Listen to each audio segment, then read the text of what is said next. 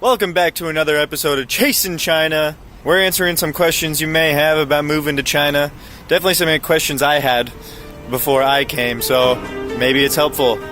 Listen to my experience. Anyway, come along today. Peace!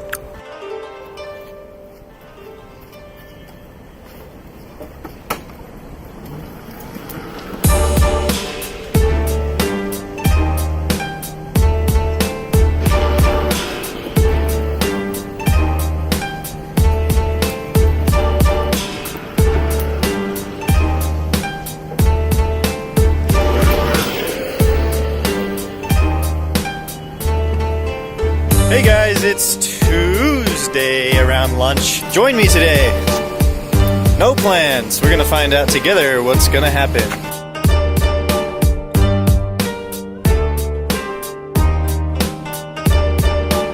Check out these blue cars. They're super nifty. They're called Pandoto. And you can scan the QR code and it unlocks the door for you, and you can take the car and drive it around for as long as you want, paying only 19 RMB per hour, which is like $3 an hour. So you can park it in any of their designated parking spots across the city. You can take it to a different city. You can take it across China and park it somewhere. These things are amazing.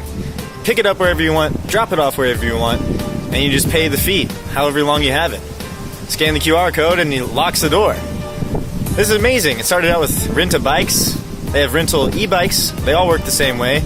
But I think rental cars is pretty spectacular. I still haven't tried it yet, but I definitely want to. The only downside is you have to put down a big deposit of about $150 US. So that's really not that bad because you can get that back whenever you want. Definitely a cool thing they have going here in China, along with all their other rental systems. Thought I'd stop and share my information. Peace!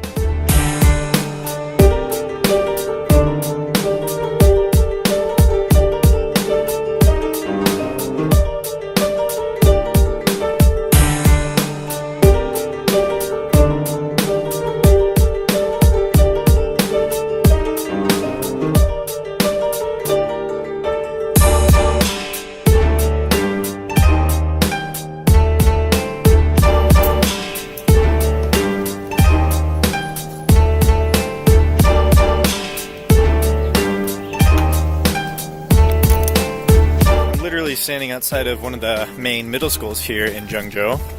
We got the basketball courts right there, and we got a football pitch in the back as well with a nice track. Really cool school. I don't work here, no. I know people that do work here. I live literally right across the street, so that's why I'm here. But thought I'd answer some questions that people have about moving to China, at least some main questions I had. Here's the first question I'll answer. What's it like to teach in China? Teaching in China is great. You make more money. They usually set you up with a house to live in. Definitely an enjoyable job, even if you don't like teaching. I had never taught before in my life before I came here, and I found out that I really do enjoy working with the kids. So, teaching in China, overall a great experience. Definitely can be bad if you make it that way, but pretty simple work, just depending where you work. I myself have worked at training schools and kindergartens, so I've never had to do any lesson plans or grading of any kind. Nor have I had to do any final exams or anything like that. My life has been simple. Show up and teach the kids some words and some sentences and have fun. That's my favorite thing to do. I do know people that work at high schools though, and they definitely do have to do exams, and as well as people that work at universities. I will say though, if you can get a high school job, that's probably your best bet. You're going to make the most money and have the nicest schedules, and the freedom of working with young adults is definitely more rewarding sometimes. You can actually talk to the kids. Question number 2. Why are you not in your comfy home clothes? Good question. Question number 3. How much money can I make teaching in China? Big question, right? Well, there's many answers to this.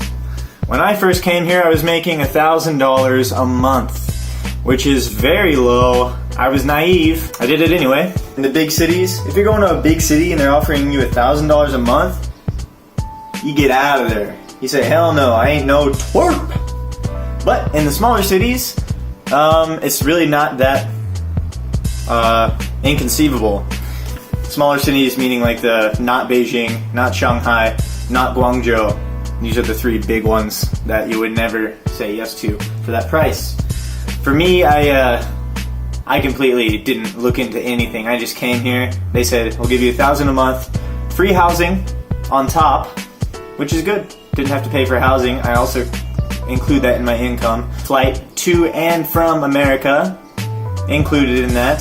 So really, I came here with no money and I was fine. I could live. I lived a whole year off of $1,000 a month. Took plenty of nice trips, saved up money.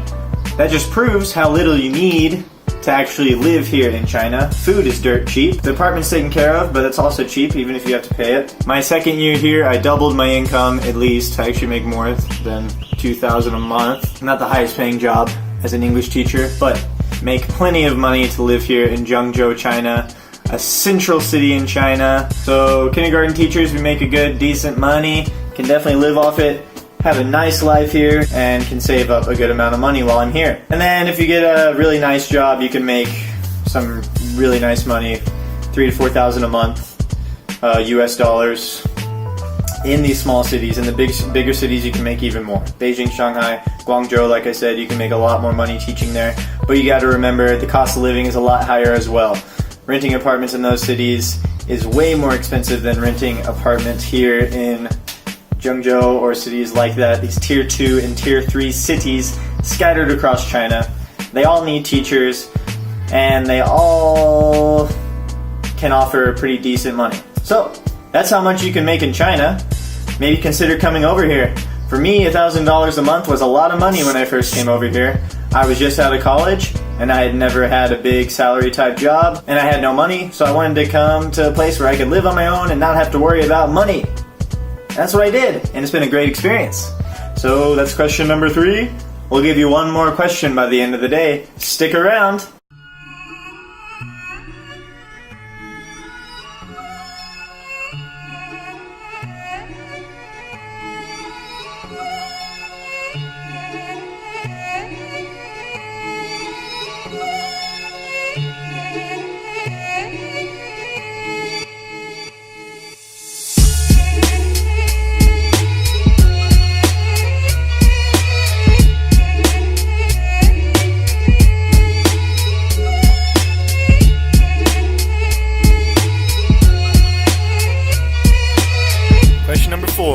Why did I move to China? Personally. Basically, my buddy at the time messaged me one day and said, do you want to move to China and work as an English teacher? I said, give me some details. He gave me some details. I said, I like those details. I said, let's go to China. A month later, I was in China. I met with the person he was working with.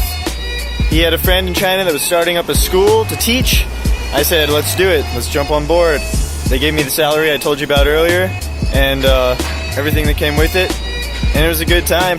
It was completely just a fresh start, exploring a new world, and something I never expected to do. So it was all very sudden, and I kind of just took the leap, and it was a great choice. I just spent my time talking about choices to help you decide about moving to China. I know I had a lot of questions when I first got that text about China. So after I kind of went through the interview process and figured things out, in about a month I was in China, and everything worked out. You got to trust the people you're going for, but there's definitely recommendable names. You just got to research what you're doing and don't get fooled.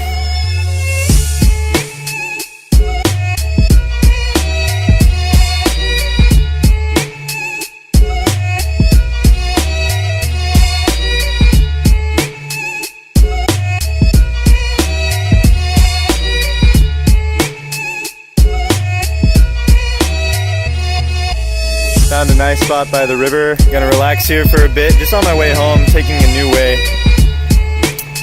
Beautiful bridge. I was just up there. You just saw me.